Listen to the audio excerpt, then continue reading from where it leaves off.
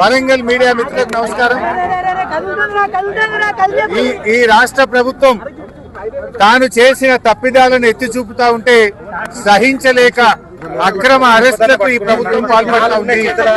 ఈ రోజు మేము మాట్లాడిందల్లా కూడా పాలిటెక్నిక్ విద్యను ప్రైవేట్ పరం చేయొద్దని, ఉపాధ్యాయ ఉద్యోగ సంఘాలకు కాంగ్రెస్ పార్టీ మేనిఫెస్టోలో ఇచ్చిన హామీలు అమలు చేయాలని, ప్రభుత్వ ఆస్తులను 22A పెట్టి ప్రజలను ఇబ్బంది పెట్టొద్దని ఈ రోజు బీఆర్ఎస్ పార్టీ ప్రశ్నిస్తా ఉంటే రేవంత్ రెడ్డి సహించలేక మమ్మల్ని అరెస్ట్ చేసి ఈ రోజు పోలీస్ స్టేషన్ లో పెట్టడం జరిగింది. ఇవాళ రేవంత్ రెడ్డి గారు మీ కాంగ్రెస్ పార్టీ ఎన్నికల్లో ఏం చెప్పింది?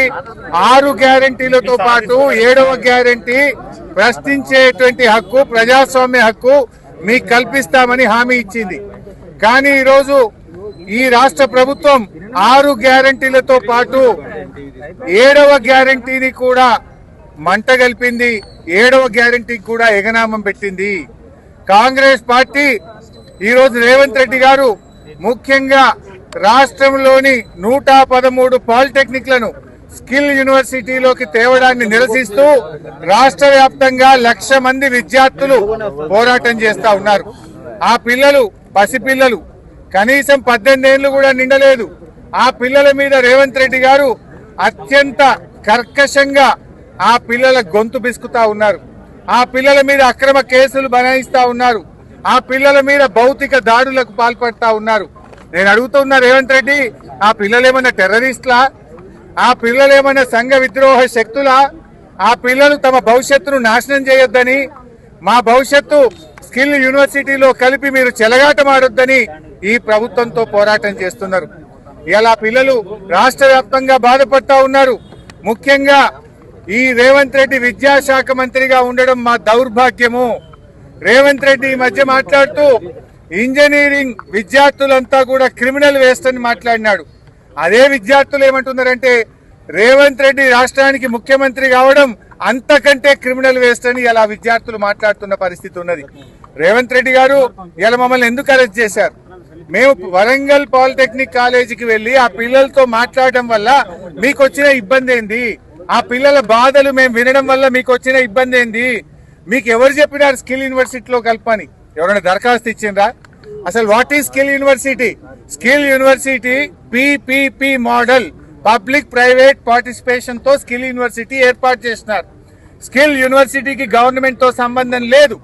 ఇలా రాష్ట్రంలో ఉండే ప్రభుత్వ పాలిటెక్నిక్లను తీసుకుపోయి స్కిల్ యూనివర్సిటీలో కలపడం అంటే ప్రైవేట్ పరం చేయడం.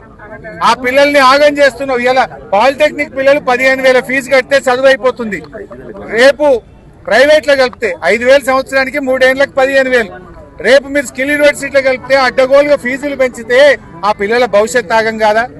ఏఐసిటి అనుమతితో వాళ్ళు పిల్లలు చదువుతున్నారు కనుక ఇంజనీరింగ్ లో 2nd ఇయర్ డైరెక్ట్ గా పోయే అవకాశం ఉంది. రేపు నువ్వు స్కిల్ యూనివర్సిటీలో కలిపితే వాళ్ళ జీవితాలు ఆగమవుతాయి. ఇవాళ polytechnic is different, ITI is different. నీకు అవగాహన లేక ITI తో పాలిటెక్నిక్ లను కలపడం వల్ల పిల్లల జీవితాలు ఆగమవుతాయి. ఇవాళ ఒక వరంగల్ పాలిటెక్నిక్ లోనే 10 మంది విద్యార్థులు టీసీ తీసుకున్నారు. ఇవాళ వాళ్ళ తల్లిదండ్రులు పాలిటెక్నిక్ కాలేజీకి వచ్చి వరంగల్లో ఈ రేవంత్ రెడ్డి పుణ్యమాని మా పిల్లల జీవితాలు ఆగమవుతున్నాయి, మా పిల్లలు పాలిటెక్నిక్ చదివితే ఎదగాకుండా అయిపోతారని ఒక్క వరంగల్ పాలిటెక్నిక్ లో 10 మంది తల్లిదండ్రులు టీసీ తీసుకొని పిల్లల్ని తీసుకొని ఇంటికి పోయిన పరిస్థితి ఏర్పడ్డది. రేవంత్ రెడ్డి ఇప్పటికైనా కళ్ళు తెరువు, చిల్లర బేసిజాలకు పోకు. నువ్వు కళ్ళు తెరిచి వెంటనే GO 97 రద్దు చేయాలని, పాలిటెక్నిక్లను యథావిధిగా ప్రభుత్వంలోనే నడపాలని చెప్పి మేము డిమాండ్ చేస్తా ఉన్నాం. నువ్వేదో కమిటీ చేసినావు, ఈ కమిటీలు జాంతానై. పిల్లలు ఒకటే చెప్తుండ్రు, కమిటీలు వద్దు. కమిటీ దేనికోసం? స్కిల్ యూనివర్సిటీలో కలపడం కోసం కమిటీ. కలవడానికే మేము సిద్ధంగా లేము. మేము ఈ పాలిటెక్నిక్లను ప్రభుత్వంలోనే కొనసాగాలని కోరుతున్నారు. ఇప్పుడు రేవంత్ రెడ్డి ఇంకో విషయం కూడా అడగదలుచుకున్నా. ప్రతిదానికి ఆంధ్రప్రదేశే ఆదర్శం, మీ గురువు గారే ఆదర్శం అంటావు కదా. ఆ ఆంధ్రప్రదేశ్ లోనే పాలిటెక్నిక్లను స్కిల్ యూనివర్సిటీలో కలిపి పొరపాటు అయిందని, పిల్లల భవిష్యత్తు దెబ్బతింటదని నాలుక గర్చుకొని ఇప్పుడు ఆ పాలిటెక్నిక్లను తిరిగి స్కిల్ యూనివర్సిటీ నుంచి హయ్యర్ ఎడ్యుకేషన్ లో కలపడం జరిగింది. వాపస్ తెచ్చుకున్నారు. మరి మీ గురువు గారు నీ ఆదర్శంగా ఉండే ఆంధ్రప్రదేశ్ వెనక్కు తీసుకుంది కదా, నువ్వు కూడా వెంటనే వెనక్కు తీసుకోవాలని చెప్పి మేము డిమాండ్ చేస్తా ఉన్నాం.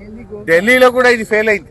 ఢిల్లీలో కూడా పాలిటెక్నిక్ అండ్ స్కిల్ యూనివర్సిటీలో కలిపితే అక్కడ కూడా ఫెయిల్ అయి ఢిల్లీ ప్రభుత్వం కూడా వెనక్కి తీసుకున్నది.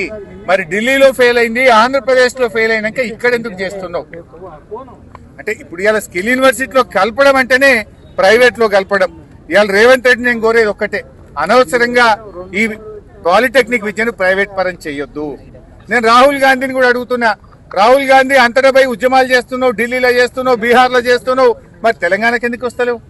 ఇక్కడ కూడా జెన్జీ రోడ్ల మీద ఎక్కి పోరాడుతుంది కదా, 1,00,000 మంది పాలిటెక్నిక్ విద్యార్థులు పోరాడుతున్నారు కదా, ఫీజు రియంబర్స్మెంట్ కోసం విద్యార్థులు పోరాడుతున్నారు కదా, నిరుద్యోగులు జాబ్ నోటిఫికేషన్ కోసం పోరాడుతున్నారు కదా. ఆనాడు రాహుల్ గాంధీ, ప్రియాంక గాంధీలు యూనివర్సిటీ మెట్లెక్కినారు, లైబ్రరీల చుట్టూ తిరిగినారు, నిరుద్యోగుల చుట్టూ తిరిగారు, హామీలు గుప్పించారు. ఎందుకు ఇప్పుడు రావట్లేదు అంటే ఢిల్లీకో నీతి, తెలంగాణకో నీతి. రాహుల్ గాంధీ గారు ఇలా నువ్వు ఏ రకంగా అయితే పోరాడుతున్నావో ఇవాళ తెలంగాణకు వచ్చి పోరాడు, మా పాలిటెక్నిక్ విద్యార్థులతో మాట్లాడు, రేవంత్ రెడ్డికి మొట్టికాయలేసి జీవో 97 రద్దు చేయి. ఇవాళ ఏందండి వరంగల్లా మేము వస్తున్నామని చెప్పి పాలిటెక్నిక్ కాలేజీకి తాళం వేస్తారా పోలీసు వాళ్ళు? పోయి అన్నం కూడా పెట్టారా పిల్లలకు? 1 గంటకు అన్నం పెట్టాలంటే హాస్టల్ బంద్ చేస్తారు, మెస్ బంద్ చేస్తారు, కాలేజీకి తాళం వేస్తారు, పిల్లలకు అన్నం పెట్టరు, పిల్లల్ని బయటకు రానియ్యరు. ఇదా ప్రజాపాలన? ఇది ప్రజాపాలన కాదు, పోలీస్ పాలన. ఇది తుగ్లక్ పాలన, ఇది రాక్షస పాలన. ఇవాళ పిల్లల జీవితాలతో చెలగాటమాడుతున్నటువంటి పాలన. ఈ రాష్ట్రంలో పేరుకే ప్రజాపాలన, జరుగుతున్నదంతా కూడా పోలీస్ పాలన జరుగుతా ఉంది.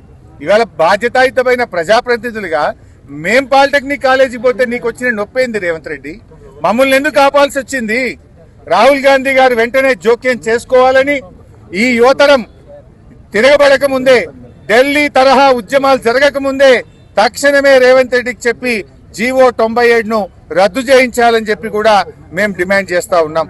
ముఖ్యంగా ఈరోజు రేవంత్ రెడ్డి పాలనలో ఎక్కడ చూసినా కూడా దాడులే జరుగుతున్నాయి.